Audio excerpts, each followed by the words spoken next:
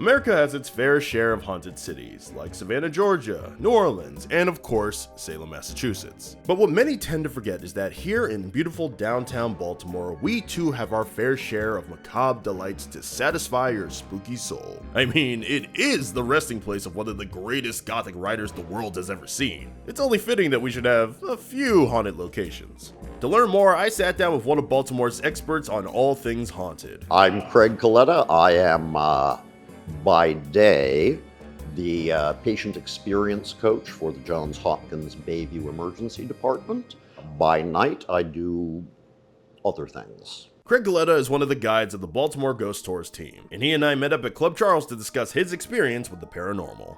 I studied oral history and the way stories are formed, transmitted, and distorted. So I am very well versed in how stories mutate over time, the roles that stories play, and how we get deceived by stories and how we deceive ourselves. Through that background, I've realized that 99.9% of stories about supernatural and the preternatural aren't true.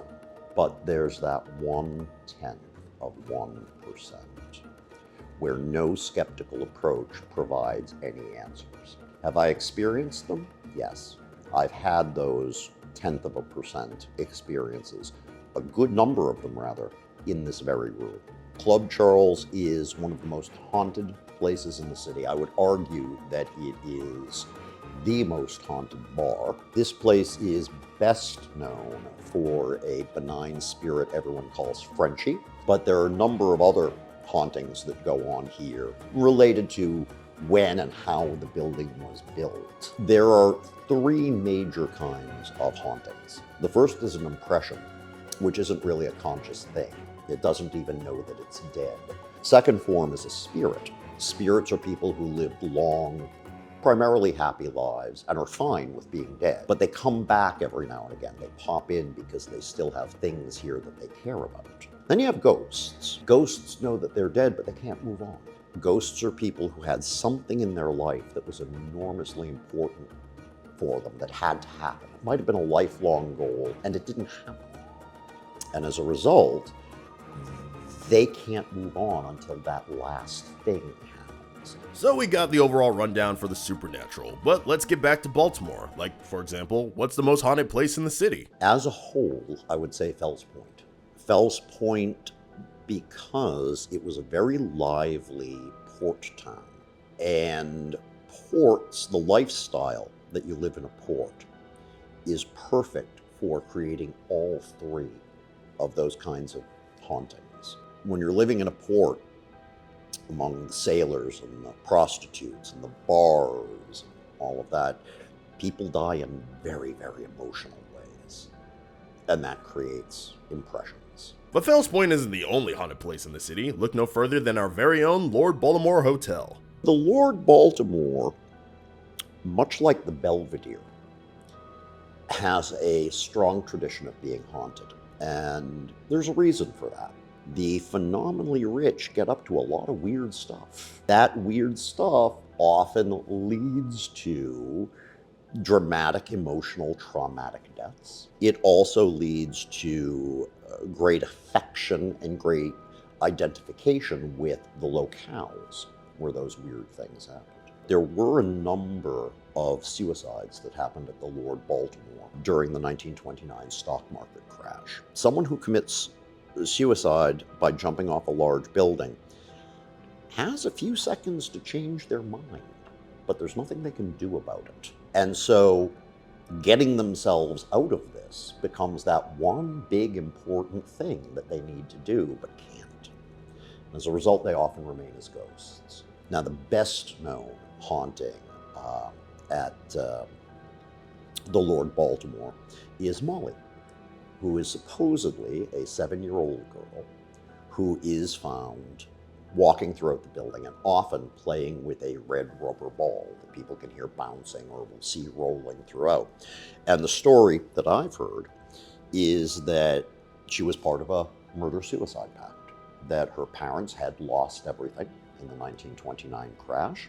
They stayed on the 19th floor and they jumped and they took her with them.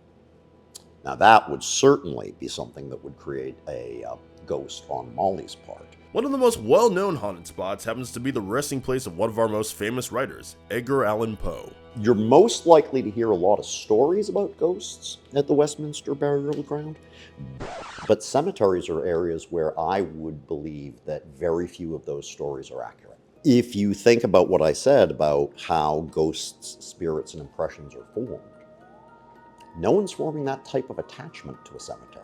By the time they get there, they're already dead. So they're not going to be an impression. I suppose it's possible that someone would spend a lot of time at the cemetery and develop an emotional attachment to it to become a spirit, but not unless it was the caretaker. I think with cemeteries, they are so woven into our cultural belief system about what is spooky. This is where the dead people are. At night, of course, they're not terribly well lit. We've seen them in films. We've read about them in horror stories. So I think we see a lot of ghost stories about cemeteries and burial grounds. I would be highly suspect of most of them. Okay, so maybe it's not actually haunted. However, another famous Poe location might be haunted instead. The story about the horse is that Poe was seen there having a drink, and it's the last verifiable drink that we can say he had before he was found a few days later and a few miles away, dying in the gutter. Poe almost certainly did not drink himself to death. Alcohol did play a big part in his life. He was clearly attached to the horse as a building. The legend has always been that Poe, being a very good customer, they probably gave him some credit because he was very, very poor, continues to hang out at the horse. So we got specters in bars, hotels, and by the water, but with all of these spirits running around, should people be afraid to encounter them? I don't think we should be afraid of the unexplained. I think until we discover we have a reason to fear the unexplained, we should treat it as an adventure, something to encounter. And most of the stories about malevolent hauntings, when you dig into them, tend to be false. I look at it as a chance to make new friends. Well said, Craig. Well said.